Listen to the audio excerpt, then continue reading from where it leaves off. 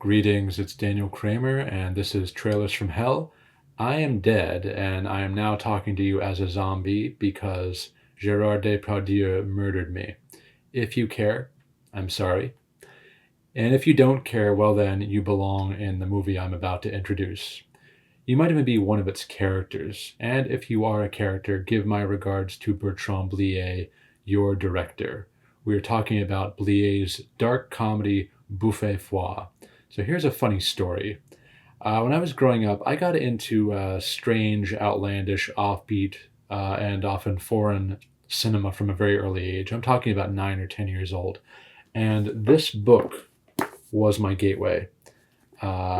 Just kind of came into possession of it more or less by chance. And I just was head over heels, hook, line, and sinker, fascinated, obsessed with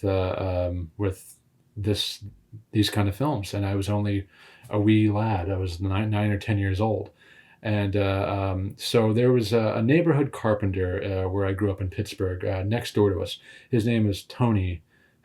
Tony Sacramento, if you're out there. I'm curious if you recall that you build all these wooden go-karts for all the kids in the neighborhood. They all had their own. You were very kind to do that.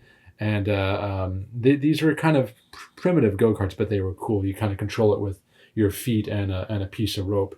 And all the kids would name their go-karts.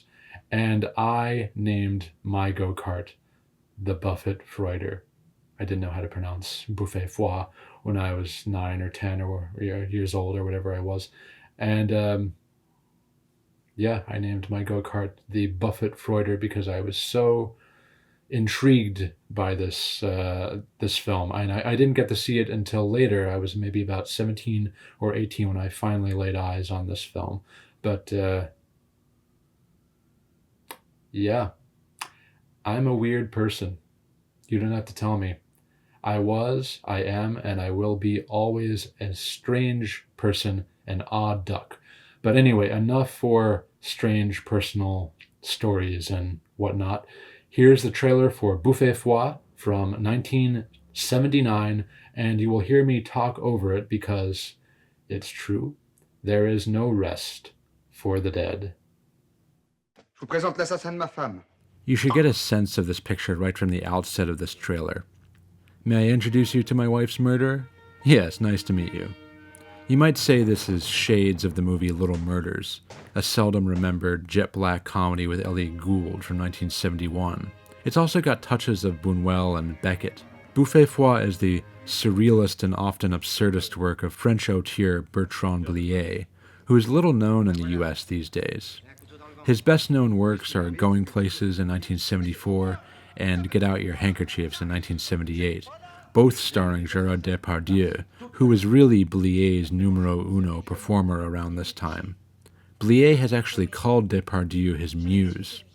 The filmmaker just won a Best Foreign Film Oscar for Get Out Your Handkerchiefs, and it was only then that he was able to get backing for Bouffet Foie, an original script that he himself had written, which most French producers pleaded with him to throw out and forget. An American Oscar turned all that around, with prolific producer Alan Sarde underwriting it. The title Bouffet Foie translates as cold cuts, and it follows Depardieu's character Alphonse, who may or may not have killed a random man with his switchblade knife in a deserted Paris metro station.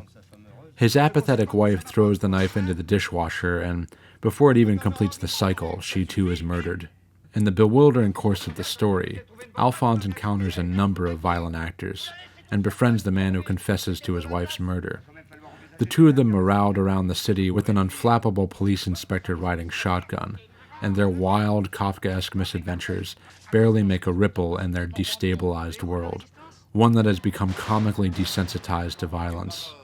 In other words, a world where everyone is either killer or victim, no alternative.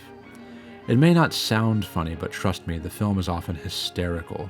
Bouffet Foie didn't do terribly well commercially at the time, but it developed a hearty cult following through the years. And the power of cinema has brought me back to life.